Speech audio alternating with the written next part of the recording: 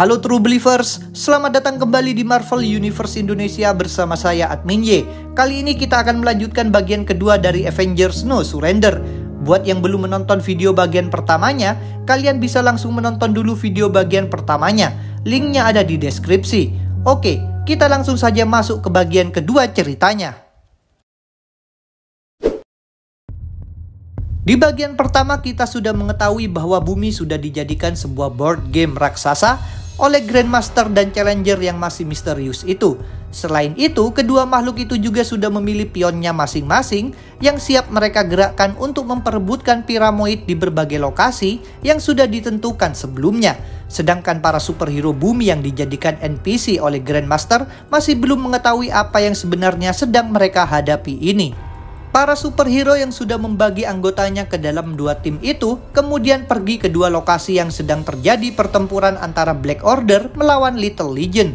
Tim hero pertama yang berada di Roma sudah tumbang semua, sedangkan di belahan benua lainnya, tepatnya di Peru, Human Torch, Falcon, Red Hulk, Wonder Man, dan Snipes baru saja tiba di sana. Di Peru, Johnny yang sudah tidak sabar dan lelah menunggu Falcon memutuskan siapa yang akan maju terlebih dahulu untuk melawan Black Order dan Little Legion yang sedang bertarung. Tiba-tiba saja langsung mengaktifkan kekuatannya dan langsung menerjang masuk ke dalam pertempuran dua grup villain itu. Johnny juga berpikir, andai saja Reed Richards ada, dia pasti akan langsung membuat rencana untuk menyerang. Buat yang belum tahu, saat event ini berlangsung, Reed Richards, Sue Storm, dan kedua anaknya masih menghilang setelah kejadian di event Secret Wars. Kembali ke Roma, para superhero yang sebelumnya berhasil dikalahkan kemudian kembali bangkit dan melancarkan serangan balik kepada Little Legion. Dan ketika Blood Brothers akan menggenjreng kepala Pietro yang sudah terkena statis, tiba-tiba saja muncul dua anggota Black Order, yaitu Black Dwarf dan Black Swan, melakukan serangan kejutan kepada Blood Brothers.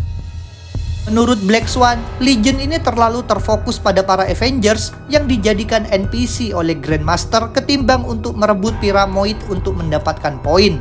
Molin dari Little Legion pun sadar dia terlalu banyak menghabiskan waktu untuk para NPC. Kemudian langsung saja dia menyerang Black Swan dengan menggunakan Mjolnir. Sebagai informasi, Molin ini punya kemampuan mengendalikan segala macam metal, makanya dia bisa menggerakkan Mjolnir tanpa harus memegangnya. Serangan Molin pun berhasil ditahan oleh Black Swan, sebelum akhirnya dia dilumpuhkan oleh Super Giant yang muncul dari permukaan tanah. Rogue yang dari tadi berada di sana menyaksikan pertarungan dan percakapan mereka akhirnya menyadari apa yang sebenarnya terjadi. Sambil marah, Rogue berkata bahwa semua rasa sakit dan kehancuran ini hanya untuk sebuah game. Di Cosmic Game Room, Grandmaster yang sedang mengamati jalannya pertandingan kemudian diinterupsi oleh lawannya. Menurut lawannya itu, Grandmaster sudah melakukan sebuah kesalahan karena dia sudah memilih Little Legion untuk melawan Black Order. Menurut dia, itu tak sebanding karena Black Order adalah salah satu unit yang sangat ditakuti di alam semesta. Tapi Grandmaster menjawabnya dengan berkata bahwa pilihannya yang dianggap sampah itu mungkin saja akan mengejutkanmu. Lagi pula aku selalu memenangkan setiap pertandingan. Kemudian Grandmaster mengajak lawannya untuk mulai menganalisa pertandingan. Di Peru, Falcon meminta Voyager untuk pergi ke Roma untuk meminta bantuan. Dan Falcon juga menyuruh Snipes untuk menggunakan kekuatannya untuk masuk ke dalam pikiran Black Order yang berada di sana untuk mencari informasi apa yang sebenarnya sedang terjadi. Snipes kemudian memberitahu Falcon bahwa Black Order dan Little Legion sedang bertarung untuk memperebutkan sebuah artefak. Setelah itu, Falcon mulai menarik anggotanya dari pertarungan untuk mengobservasi. Setelah itu, Voyager langsung pergi menuju Roma untuk melihat kondisi rekannya yang berada di sana. Dia terkejut karena semua rekannya sudah tumbang. Kemudian Rogue menyuruh dia untuk membawa Pietro yang terkena statis dan Cannonball yang sudah babak belur dihajar kembali ke markas. Di dalam markas Avengers, Wanda masih berusaha membebaskan Vision yang masih terkena statis sebagian. Kemudian datang Voyager dengan dua rekan bebannya itu.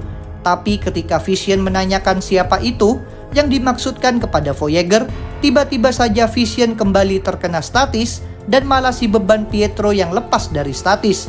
Di situ Wanda menyadari bahwa ada yang sengaja membuat Vision terkena statis.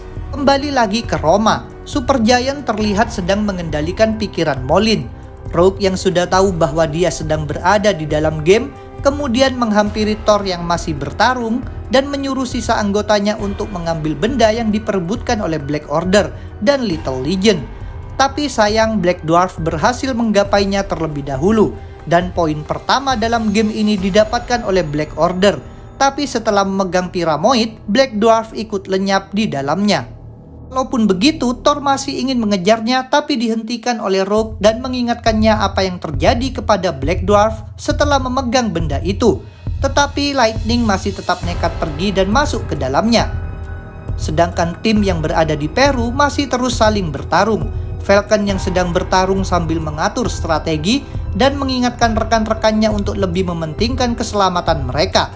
Perintah itu malah diabaikan oleh Human Torch. Menurutnya, apapun benda yang melayang itu pasti akan berakibat buruk jika lebih dulu didapatkan oleh Black Order atau Little Legion.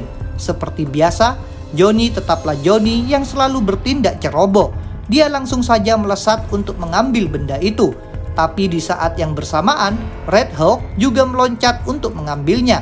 Tapi Human Torch dapat menggapainya terlebih dahulu. Di luar angkasa, lawan Grandmaster masih tetap saja menggerutu sambil berbicara dalam hatinya bahwa Grandmaster sangat menyedihkan dan lemah. Bahkan di setiap game akan selalu ada orang yang melebihi semua pemain lain.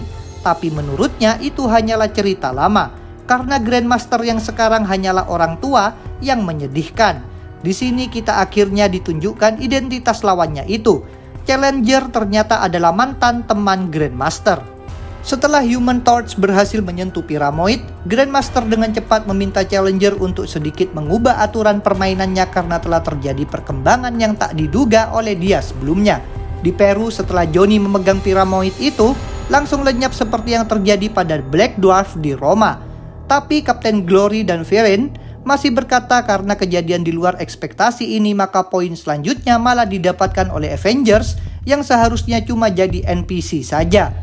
Falcon dan Wonder Man pun nampak kebingungan dengan ucapan Viren itu. Poin, sebenarnya apa yang mereka bicarakan? Karena permainan di Peru selesai dengan poin, malah didapatkan oleh para superhero, Black Order dan Little Legion langsung pergi dari lokasi tersebut. Snipes yang ingin mengejar mereka dihentikan oleh Falcon. Karena tujuan mereka datang ke sana adalah untuk menyelamatkan orang-orang yang terjebak di sana. Kemudian Falcon menyuruh Wonder Man untuk melakukan evakuasi. Di sisi lain ada Red Hulk yang mencoba menenangkan Lightning yang sedang menyalahkan dirinya sendiri karena menganggap dirinya tidak berguna. Buat yang bingung kenapa Lightning bisa ada di Peru, itu bisa terjadi karena dua Piramoid itu saling terhubung dan bisa jadi portal. Sebagai pemimpin, tentu saja Falcon membantu menenangkan Lightning karena Lightning tahu bahwa Johnny itu sangat dekat dengan Rogue. Kemudian dia kembali ke Roma untuk meminta maaf kepada Rogue. Kembali ke rumah sakit di Manhattan, Nadia yang khawatir dengan kondisi Jarvis ditenangkan oleh Beast bahwa dia akan baik-baik saja dan dia harus mempercayakannya pada Beast. Sambil diberitahu cara pemakaian alat bioscans yang sudah dipasangkan kepada Jarvis, Nadia bercerita bahwa Jarvis sudah ada dari pertama kali Avengers dibentuk.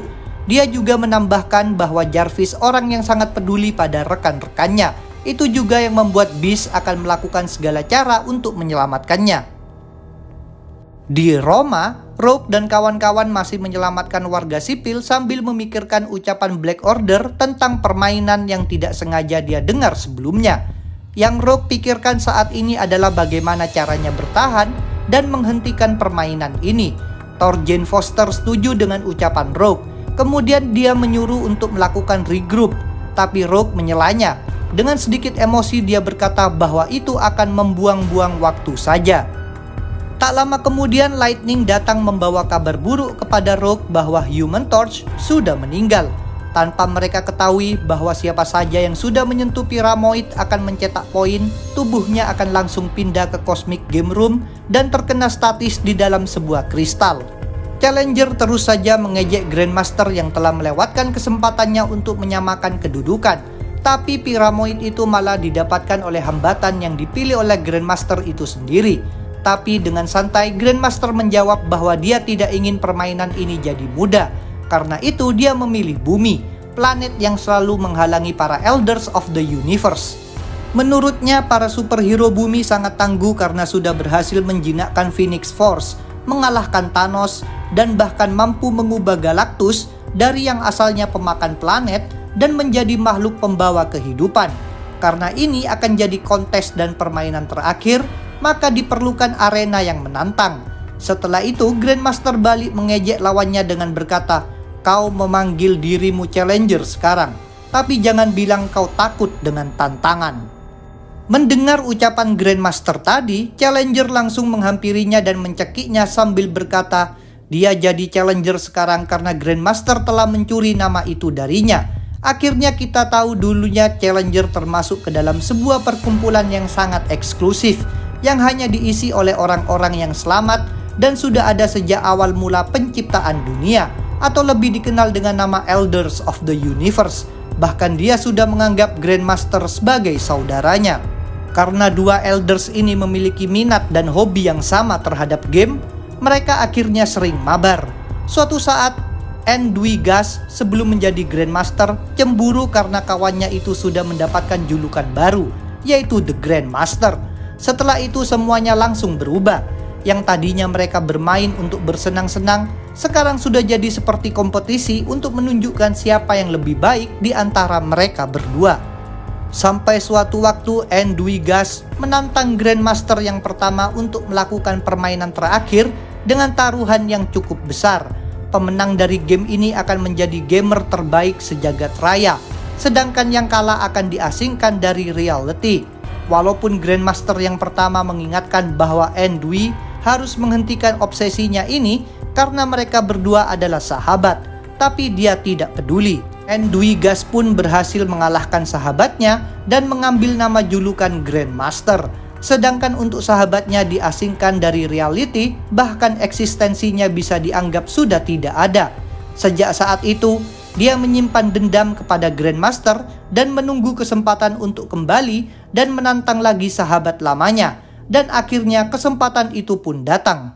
Setelah kita mengetahui asal-usul Challenger, akhirnya permainan pun kembali dimulai. Karena pertandingan pertama sudah selesai dengan kemenangan Challenger, kedua Elders ini pun kembali memilih elemen sebelum memulai ronde selanjutnya.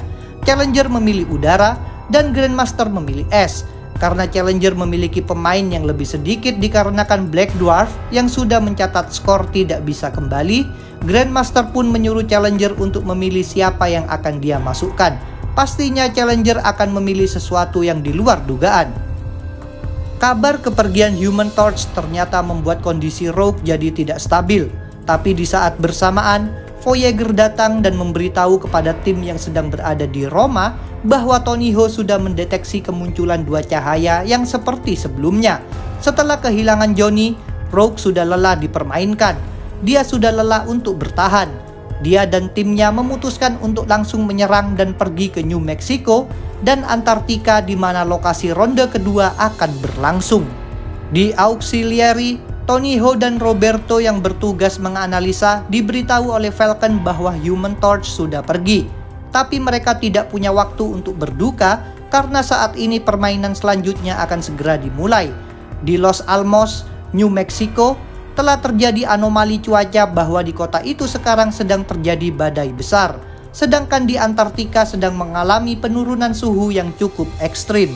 Saat Falcon akan mengumpulkan kembali anggota Avengers, Red Hulk tiba-tiba saja berubah menjadi seperti semula. Sedangkan Voyager yang sudah kelelahan hanya bisa melakukan beberapa teleportasi lagi, termasuk membawa Rogue dan timnya ke Antartika. Setelah itu, dia butuh istirahat sejenak untuk mengisi ulang tenaganya. Sambil menunggu jemputan, tiba-tiba saja Dr. Voodoo, Wanda, dan Sunspot yang saat itu memakai alias Citizen V muncul bertukar posisi dengan Red Hulk yang akan mendapat perawatan. Jadi sekarang tim yang akan berangkat ke lokasi satunya lagi ada Falcon, Wanda, Dr. Voodoo, Sunspot, Wonder Man, Snipes, dan Janet Van Dyne yang kembali. Tapi sebelum berangkat, Wonder Man ingin mengunjungi dulu sahabatnya yang sedang berada di rumah sakit, yaitu Beast. Setelah mendapat laporan dari garis depan, Beast ingin ikut ke lapangan, tapi Wonder Man menyuruhnya untuk tetap berada di rumah sakit untuk mengawasi kondisi Jarvis. Setelah melakukan serangkaian cara, Beast dan Nadia mengetahui bahwa di dalam tubuh Jarvis terdapat racun yang berasal dari luar bumi, dan racun itu sedang menggerogoti ingatan Jarvis selama dia bersama Avengers. Kedatangan Wonder Man ke rumah sakit justru membuat ide yang sudah dipikirkan Beast dan Nadia untuk mengobati Jarvis akhirnya bisa dijalankan. Kekuatan Wonder Man dianggap bisa jadi jalan untuk menyembuhkan Jarvis. Beast kemudian menyuruh Wonder Man untuk berkonsentrasi dan menyalurkan energinya kepada Jarvis untuk mencari sumber radiasi di dalam tubuhnya, lalu mengekstraknya. Tapi Wonder Man mengatakan bahwa tidak ada radiasi atau racun dari alien atau apapun di dalam tubuh Jarvis. Di Antartika, ada anggota Black Order yang sedang berusaha untuk mengambil Piramoid selanjutnya. Ebony Maw kemudian terkena serangan dari Thor yang sudah datang ke sana bersama semua timnya. Mereka semua langsung saja menyerang Black Order secara bersamaan. Rogue kemudian berhasil menyerap kekuatan Corvus Glaive. Setelah itu dia langsung membunuhnya. Proxima Midnight yang marah setelah kematian suaminya itu berniat menyerang Lightning kemudian terkena Mjolnir. Black Swan yang menyadari bahwa mereka akan kalah jika tetap berada di sana kemudian menyuruh Proxima untuk mundur. Tapi Black Order kembali kehilangan anggotanya setelah Supergiant terbunuh karena dapat serangan dari Viren. Di Nevada terdengar suara teriakan orang yang minta tolong, orang yang terjebak dalam kegelapan dan bayangan, orang yang menolak untuk mati. Siapakah orang yang terjebak dalam kegelapan itu? Untuk mengetahuinya akan kita ceritakan di bagian berikutnya. Terima kasih sudah menonton terus video pembahasan seputar Marvel Comics di channel ini. Jangan lupa untuk like, subscribe, dan komen. Kalian juga bisa mendukung channel ini di Saweria, linknya ada di bio. Terima kasih dan sampai jumpa lagi.